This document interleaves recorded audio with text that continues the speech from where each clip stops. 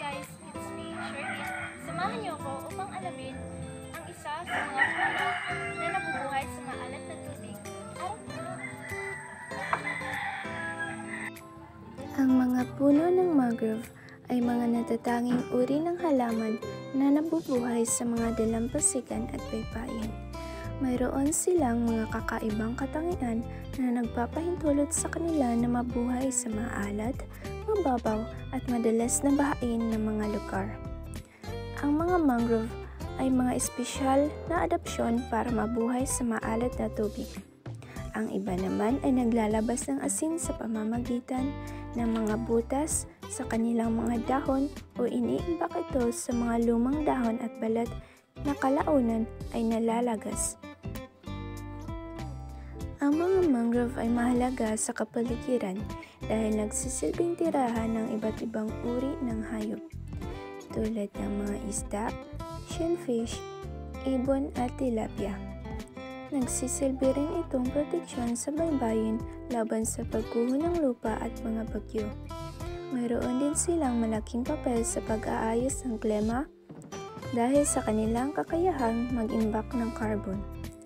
Sa ekonomiya naman, nagbibigay ang mga mangrove ng mga materyales sa pagtatayo at iba pang mga produkto.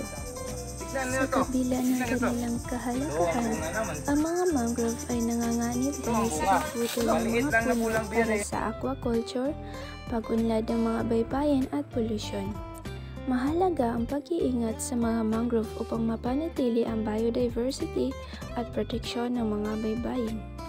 Ang pagtatanim muli ng mga mangrove ay isang paraan upang mapanatili ang kanilang bilang.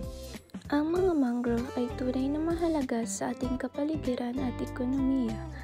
Ang pag-unawa sa kanilang kahalagahan ay susi sa pagprotekta sa kanila para sa mga susunod na henerasyon. Ang scientific name ng black mangrove ay Avicennia herminans. Ang black mangrove ay may makinis na dahon at hugis plakon na ugat. Bakit nga ba mahalaga ang saribuhay sa Pilipinas? Mahalaga ang saribuhay sa Pilipinas dahil maraming dahilan na may malaking epekto sa ating ekonomiya, kalusugan at kapaligiran.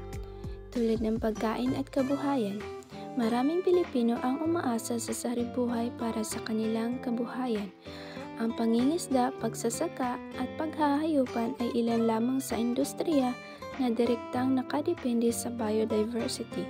Ang saribuhay sa Pilipinas ay hindi lamang sa isang koleksyon ng mga halaman at hayop. Ito ay pundasyon ng ating ekonomiya, kalusugan at kapaligiran.